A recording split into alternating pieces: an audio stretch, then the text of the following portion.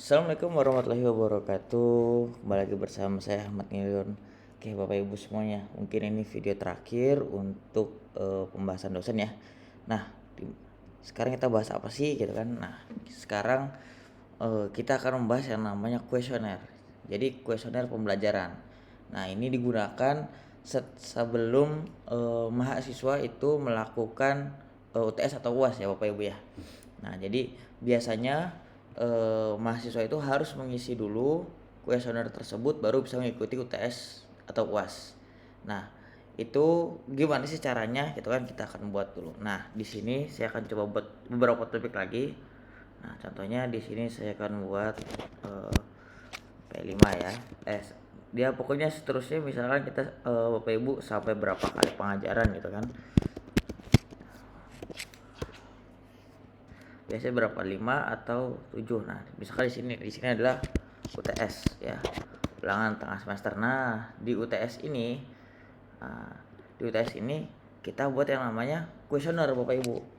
Nah, jadi kalau kita lihat lagi, ini materi kita misalkan sudah banyak, kita udah ngisi lengkap gitu kan ceritanya, kita sudah memberikan informasi ke mahasiswa. Nah, di UTS ini kita buat dulu mereka yang namanya kuesioner. Nah, kuesioner ini menggunakan yang namanya umpan balik. Nah, atau feedback. Nah, seperti biasa Bapak Ibu, kuesioner ini adalah tempat, hanya wadah ya. Hanya wadah.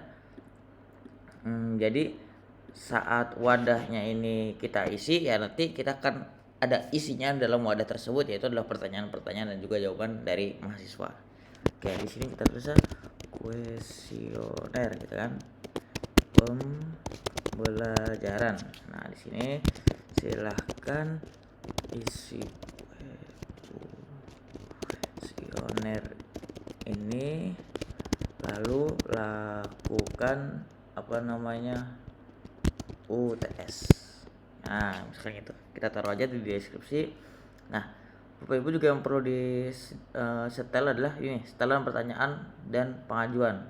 Nah, ini saran saya harus bentuk anonim, jadi biar data mahasiswa itu nggak tahu gitu. Maksudnya si A ngasih ini, si B ngasih ini. Nah, itu tidak tahu gitu. Jadi cukup anonim saja. Nah, ini izinkan banyak pengajuan, jangan ya. Teruskan aktifkan ajuan, pertanyaan dengan penomoran otomatis tidak. Jadi kita akan menggunakan yang namanya template seperti kemarin gitu kan. Jadi kita tidak akan putar otomatis. Oke, sudah seperti ini kita langsung simpan saja. Nah, ini dia. Nah, ini sudah ya tes kuesionernya. Nah, di kuesioner ini kita masuk lagi Bapak Ibu ya. Nah, masuk di sini seperti biasa 0 jawaban dan 0 pertanyaan karena masih baru dibuat ya Bapak Ibu. Nah, kita di sini edit pertanyaan. Nah, di edit pertanyaan ini kita tambah pertanyaan Bapak Ibu, tapi gunakan adalah template ya. Template di sini. Nah, gunakan template. Kita gunakan template yang mana sih Bapak Ibu? Nah, di sini nih ada manif pembelajaran, tapi ada 3 nih. Nah, saya sarankan pakai template manif pembelajaran yang new. Oke, apa sih bedanya? Oke, bedanya di sini sudah ada nih evaluasi pembelajaran gitu kan. Ini bagian 1, ini bagian 2, bagian 3, nah ini bagian 4 gitu Bapak Ibu ya. Nah, dia juga ada ini evaluasi pengajaran, terus ada feedbacknya untuk mahasiswa. Nah, ini akan diisi oleh mahasiswa. Tapi ini hanya template ya Bapak Ibu. Misalkan Bapak Ibu punya pertanyaan terkait diri sendiri gitu, misalkan apakah pembelajaran saya gimana. Nah, itu bisa tambahkan sendiri nanti ya. Nah, di sini tapi kita gunakan template dulu Bapak Ibu ya. Gunakan template.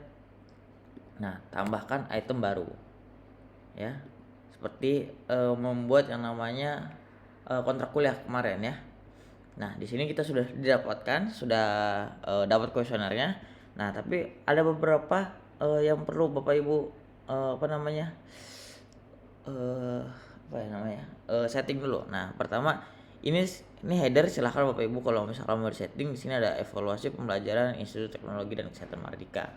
Nah, ini bisa kamu diganti ada tahun akademik dan lain sebagainya. Bapak Ibu saya edit di sini. Nah, ini bagian 1. Tapi yang saya sarankan ada di sini. Program studi ini di bagian 2 kita edit. Nah, di bagian 2 nih posisi kedua gitu kan. Posisi kedua ini kita tambahin program studi Bapak Ibu ya. Misalkan saya informatika. Labelnya silahkan Bapak Ibu isi kalau mau, kalau enggak apa-apa. Nah, ini mata kuliah biarkan sajalah.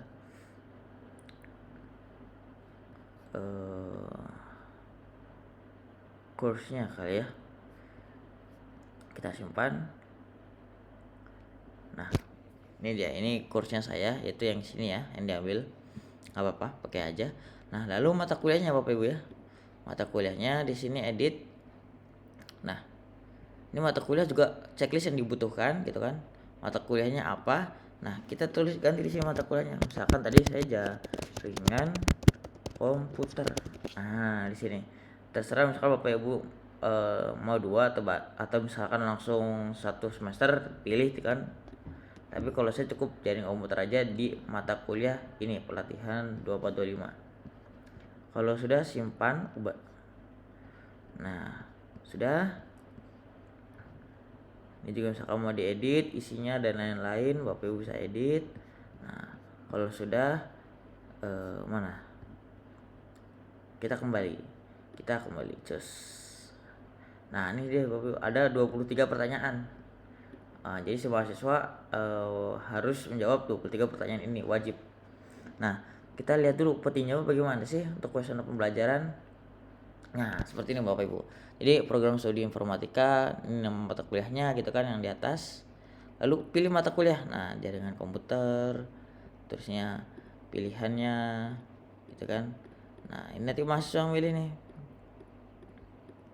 Kalau bisa ya di antara biasa dan sangat baik ya, maksudnya nilainya biar bagus gitu.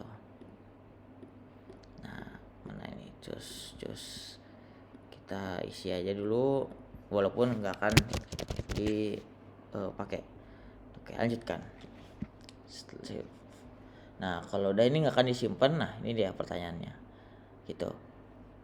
Nah, setelah misalkan Bapak Ibu sudah dapat pertanyaannya gitu kan, kita bisa mana template analisis. Nah, Bapak Ibu bisa ekspor ke Excel dulu. Nah, ke Excel itu misalkan nanti akan berubah datanya gitu loh. Dari yang tadi pertanyaan nanti Bapak Ibu ubah menjadi bentuk apa namanya? Numbrik ya. Maksudnya yang angka. Jadi kita bisa menganalisis di situ dari tanggapan si mahasiswa. Nah, kayak gini ada tanggapan juga kalau misalkan emang ada. Nah, ini dia. Nah, jadi ini yang untuk kuesioner sebelum UTS Bapak Ibu. Nah, terus saat melakukan UTS seperti apa? Nah, misalkan Bapak Ibu di sini saya akan buat lagi mungkin tugas ya. Tugas misalkan adalah saya tugasnya proyek 1. Proyek 1. Jaringan komputer. Nah, saya UTS adalah bentuk dari apa? Bentuknya adalah proyek unggah proyek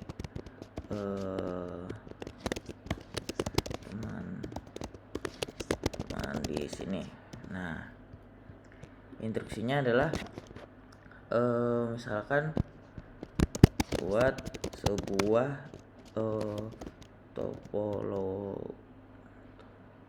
topologi jaringan dari Cisco misalkan. Nah, misalkan gini,